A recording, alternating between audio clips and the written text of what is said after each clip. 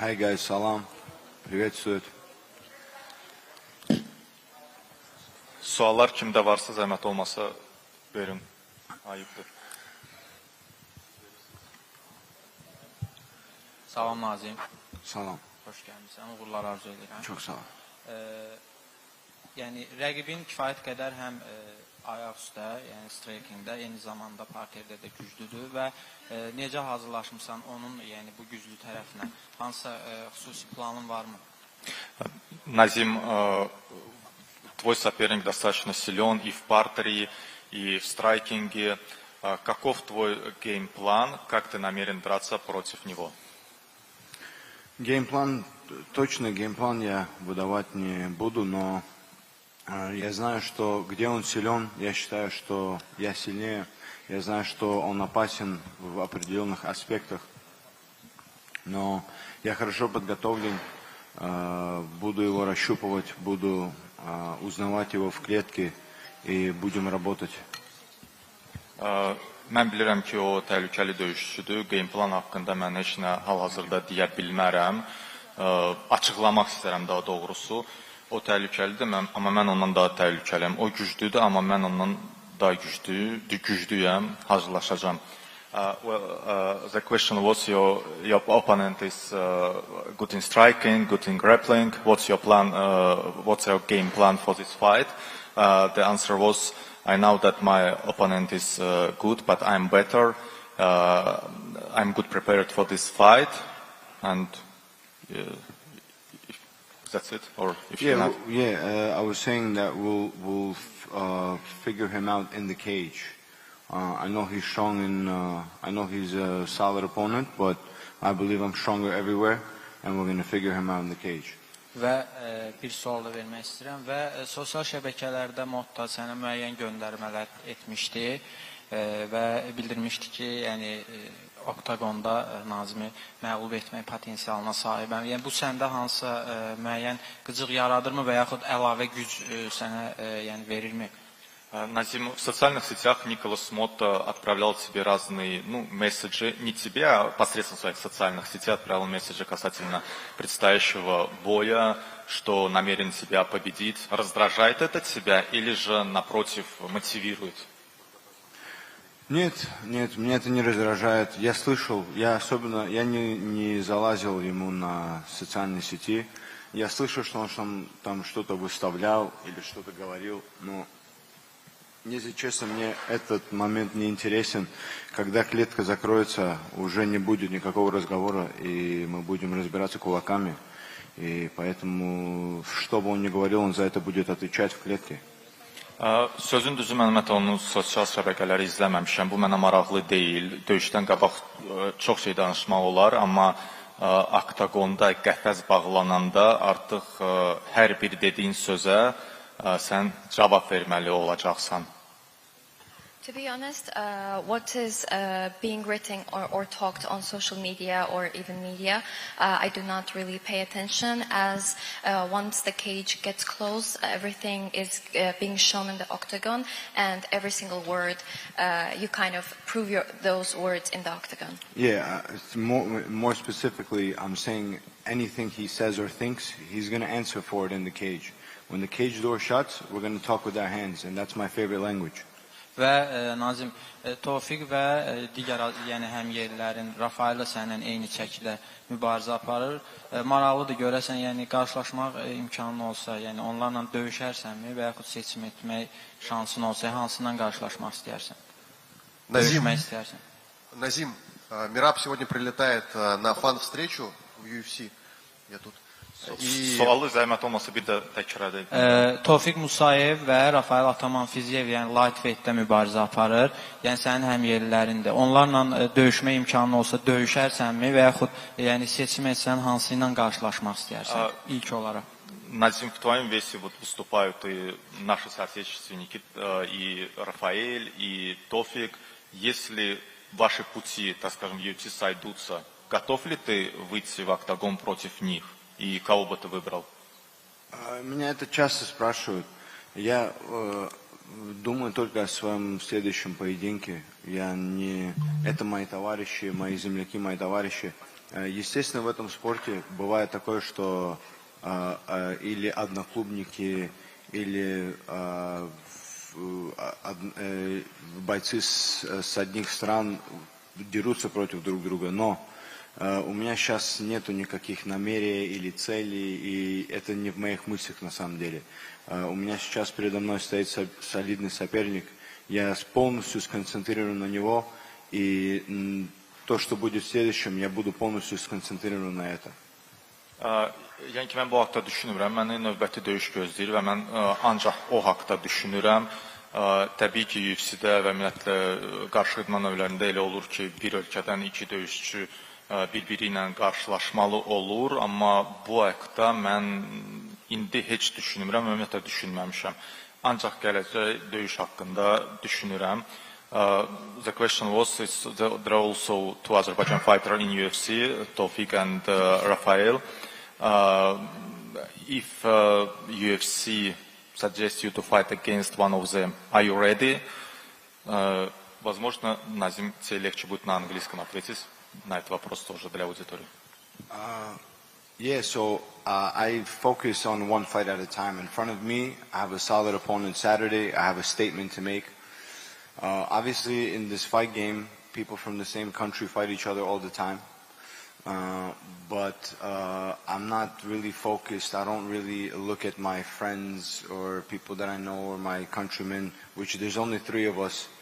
As competition, I'm focused on my next fight this Saturday, and whatever's going to be next after that, I'll be focused on that. Назим, желаю удачи. Спасибо большое. Если иметь в виду, что соревнования в таком уровне в первый раз проходят в Баку, в Азербайджане, каково шансы азербайджанских спортсменов иметь в виду, что проходят между родных стенах? Я последнюю часть не слышу. Каково шансы азербайджанских спортсменов, если иметь в виду, что соревнования между родных стенах? Соревнования проходят в разных стенах. Как оценишь шансы азербайджанских бойцов в предстоящем турнире, учитывая, что он проходит в Азербайджане в родных стенах? Тофик и Рафаэль. Да, вообще азербайджанские спортсмены, каково шансы в Баку, да, вот между родных стенах? Это солидно, это бойцы мирового уровня, что Тофик, что Рафаэль. Поэтому я уверен, что у них будет, во-первых, зрелище, интересные поединки. Во-вторых, я думаю, что у них у обоих очень хорошие шансы пройти своих соперников и тоже вырваться в дивизионы и доказать себя в топе. Рафаэль уже в топе, Тофик, у него есть возможность, чтобы этого доказать в субботу. Sual oldu ki, Azərbaycan döyüşçülərin şanslarını necə qiymətləndirirsən? Nazim bildirdi ki, bunlar həm Tofiq, həm Rafael baxımlı döyüş göstərirlər və bu hər bir döyüş onlar üçün şansdır. Rafael artıq top döyüşçülər arasındadır. Tofiq isə qələbə qazanaraq özünü sübut eləyə bilər və top sırasına düşə bilər. The question was, how do you assess the chances of Azerbaijani fighters, Rafael and Tofiq? And please, could you repeat it in English if it's better? I'm saying Tofiq and Rafael are world-class fighters. And this is Tofik's debut, but he's been fighting on a world stage for a while now. So I think they both have an opportunity to make huge statements on Saturday. And yeah, I think they both have solid opponents, but I think they both get it done on Saturday. Назим, Мераб приезжает сегодня на фан-встречу в UFC. Правильно ли я понимаю, что его приезд обусловлен тем, что он будет у тебя в углу, или все-таки UFC его попросили там, условно развлечь фанатов? Ну, меня уже несколько раз спрашивали насчет Мераба в моем углу. Я всегда говорю, сюрприз, дождитесь до субботы. Sual verildi ki, bugün Merab Dvalishvili Bakıya gəlir və axşam o fan zonada olacaq, görüş nəzərdə tutulub. Bu deməkdir ki, Merab əgər Bakıya gəlirsə, bu deməkdir ki, o sənin küncündə olacaq döyüş vaxtı. Nazim isə dedi ki, bu bir sürpriz olacaq. Bir neçə dəfə məndən soruşulub bu haqda, amma bu sürpriz olacaq. The question was today Merab arriving to Azerbaijan. He was in a fan zone. Does it mean that he will be in your corner during the fight? And Nazim said that it will be a surprise. I don't want to talk about right now. И еще один вопрос от меня. Я думаю, что ты видел, как чествовали сейчас Мераба в Грузии. Приезжала Нина Драма после его победы и защиты титула. Как ты думаешь, после твоей победы на UFC в Азербайджане, насколько будут гуляния большие и как здесь с тобой будет праздновать народ? Ну, я насчет этого турнира говорил уже несколько раз. У нас есть слово «фехремисан», и мне постоянно это слово говорят, это обозначает наша гордость.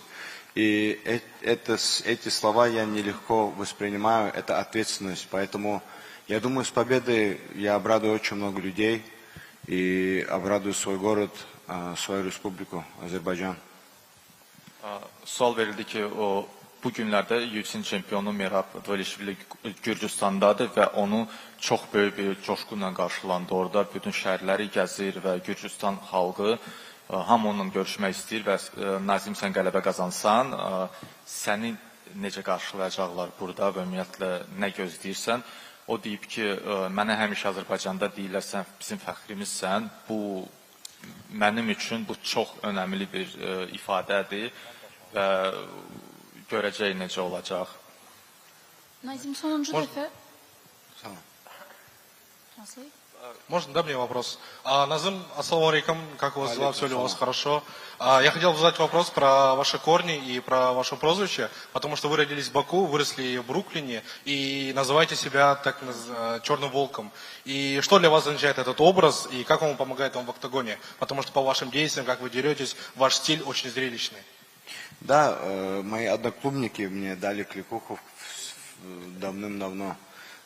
Волк, да, типа ты дерешься как волк, ты хищник, ты всегда ищешь там яркие удары, ты всегда там лезешь на драку.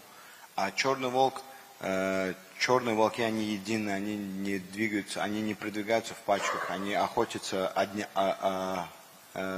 по-своему, да, одними охотятся. Поэтому черный волк это как бы, я в своей жизни много чего решал одним, поэтому как бы черный волк это адаптировал именно черного волка. Хорошо, спасибо. Также хотел уточнить то, что ваш крайний бой с Банфимом завершился досрочно, всего за минуту. И насколько это укрепило уверенность перед следующей встречей, которая будет здесь? И есть ли опасения, что быстрый бой может сбить вас с боевого ритма? Быстрый бой сбивает ли меня с боевого ритма? Да, то, что вы досрочно завершили, и, возможно, этот бой может продлиться 3 раунда, и может ли это вас сбить, ваш ритм? Насчет сбить, не знаю. Я никогда не вступаю в клетку с каким-то определенным ожиданием. Я всегда готов на все 15 минут полностью выложиться, чтобы это была война. Поэтому кто там устоял или удержал удары. Вот, например, Борщев, как он выдержал удары, которые я на него нанес, тот ущерб, который он просто зомби был. Поэтому это будет зависеть от моты. Я просто знаю, что рано или позже я с какими-то ударами его поймаю, которые его потрясут. А устоит ли он или нет, будет он продолжать драться, это от него зависит. I will translate summary, please. Sual verildi ki, ümumiyyətlə, son döyüşdə sən İsmail Banfimlə görüşmüsən və birinci raundda deməli ki, çox tez onu bitirmişsən. Bu dəfə isə 3 raund döyüşməyə hazırsan, yoxsa bu sənə hansısa bir problem yarada bilər. O bildirdi ki, mən oktagona ümumiyyətlə çıxanda heç vaxt düşünmürəm ki, mən 3 raund döyüşəcəm, yoxsa tez bitirəcəm kimisə döyüşçünü. Ümumiyyətlə, əgər mənim döyüşlərimə baxsaq, HCC ilə bitən Barışova qarşı döyüşə baxın. Mən bilmirəm ki, o necə belə sərt zərbələrdir. Mən sərt zərbələrindən sonra ayaq üstə qala bildi. İndiyə kimi inana bilmirəm ki, bu döyüşü davam edə bildi. Sanki zombi kimi idi.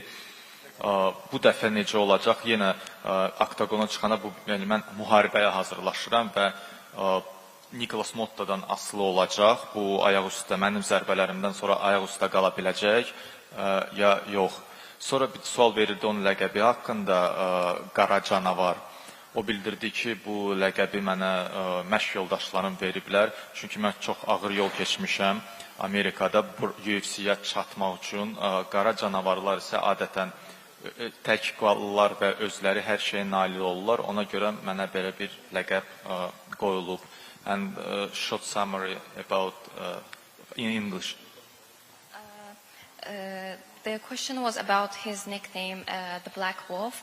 His friends and family, they call him Black Wolf, and it means that, well, generally speaking, wolves hunt alone, and this is all because he's come very far, and becoming a UFC fighter in his career, he has made lots of decisions himself, and that's why his family, friends call him Black Wolf. That's how it symbolizes. Nazim, sonuncu dəfə Azərbaycana nə vaxt gəlmişdin Bakıya? Ümumiyyətlə, ab-hava necədir və bu müddət ərzində Rafael Fiziyevlə daha çox birgə vaxt keçirsən, nə söhbətləşmişdiniz? Назим, когда ты вот последний раз приезжал в Баку, что изменилось с того времени? И вот после того его приезда сюда ты больше времени проводишь с Рафаэлем. О чем вы общаетесь? Что обговаривали? Можешь вот рассказать об этом? Что обговаривали? Ну, у нас просто что обговаривали? Как мы хотим кушать десерт, как мы голодные, что хотим кушать. Показываем друг другу видео пиццы или бургеров, или еще чего-то. Особенно не о чем говорить, мы просто оба сконцентрированы, у нас эмоции повысены, мы оба на своей родине и собираемся выступать перед своей публикой, поэтому это как бы для нас и давление, но и мы как бы стараемся побольше шутить, побольше расслабляться. Фанаты нас останавливают на фотографии, сфотографироваться или автографы попросить. Поэтому здесь тоже мне очень приятно, между прочим, как относится со мной мой же народ. Все просуют руку, помогают, мне это очень приятно. Biz daha çox bir-birimizə zarafat edirik, təbii ki, döyüşə də köklənirik, amma birimizə pizza şəkilləri, desert şəkilləri göstəririk ki, biz döyüşdən sonra bunu necə yeyəcəyik. Burgerinizi budur. Burgerlərdən mütləq baxırıq.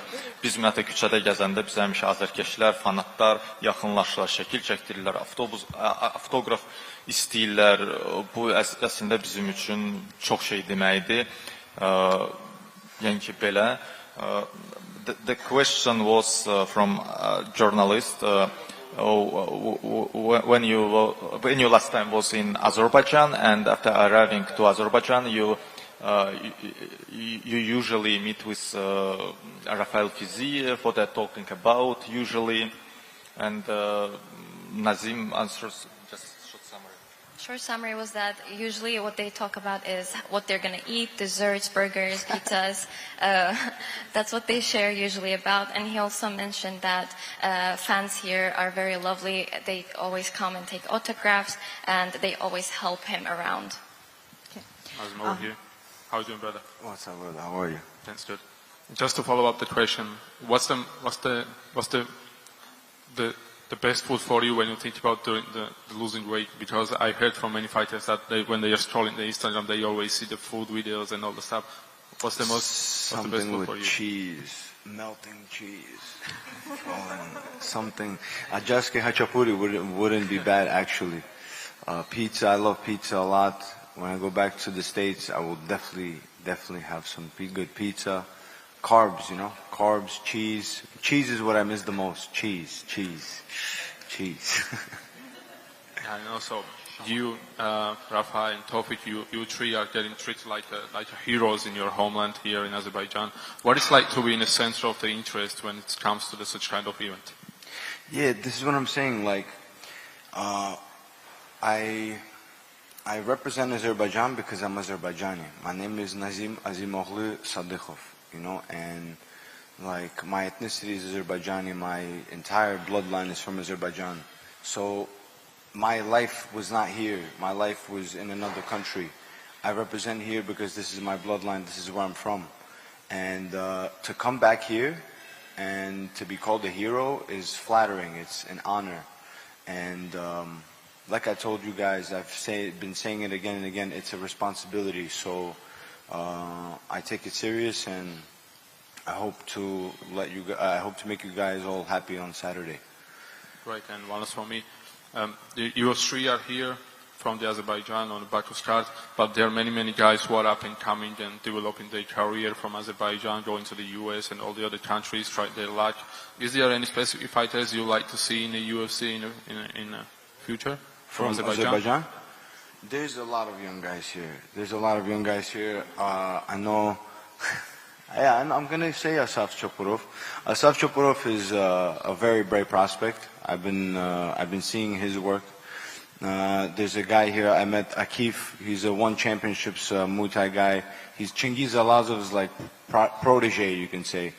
And he's a serious fighter as well. He's going to probably start wrestling soon, mix it in, transition to MMA soon. Osman Lee, Mehmet Lee, I think his name is. There's a bunch of young guys. They're like literally 19, 20 years old, 21 years old, some of these guys. And these guys they have a head start, you know. They're going to go far in their careers. They're going to go very far. They don't give up and they keep training. And they're going to represent Azerbaijan very well. Thank you so much. Best of luck this episode. Qısa olaraq tərcümə edəcəm. Sual verildi ki, son sual idi. Hansı Azərbaycanlı gənc döyüşçülər gələcəkdə UFC döyüşə bilər? Nazim Sadoğlu bildirdi ki, bir çox gənc döyüşçülər var ki, hansı ki acdılar və gələcəkdə UFC-də döyüşə bilər. Məsələn, Asaf Chopurov var, Məhəmməd Əli Osmanlı var, Akif Quliyev var, hansılar ki, məsələn, Akif bizim fəxrimiz Çingiz Allazovla bir yerdə məşq edir və o onu hazırlaşdırır. Biraz güləşi, grappling'i artırsa çox böyük bir güc olacaq. Sonra bildirdi ki, 3 Azərbaycanlı döyüşçü UFC Baku həftəsində döyüşəcək. Bu sənin üçün, Azərbaycanlı döyüşçülər üçün nə deməkdir? Nazim bildirdi ki, bu bizim üçün, ilk öncə mənim üçün bu böyük şərəfdir. Çünki Azərbaycan mənim vətənimdir. Həmişə burada döyüşmək istəmişəm.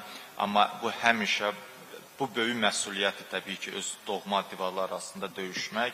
Və mən ümid edirəm ki və əminəm ki, biz azərkeşləri, fanatları sevindirmək istəyirik. Nazim, axşamınız xeyir. İlk olaraq vətənə xoş gəldiniz və sizə verilən suallara əlavə olaraq bir sual vermək istəyirəm. Sizi bu gecə izləyən, sizi örnək olaraq özlərinə görən, örnək olaraq bilən gənc Azərbaycanlı döyüşçülərə bir məsləhət versəz, o məsləhət nə olardı? Назим, за вами следят много молодых бойцов, азербайджанских ребят. Если бы вы могли дать им один совет, что бы вы сказали, что бы вы посоветовали? Ребята, работайте, пахайте, не сдавайтесь. Это 90% успеха в этом спорте, чтобы не сдаваться. Поэтому не сдавайтесь, ребята. Тренируйтесь, у вас будет миллион причин, чтобы не продолжать. Вы просто держите свою причину, почему вы это делаете, не забывайте это и не сдавайтесь.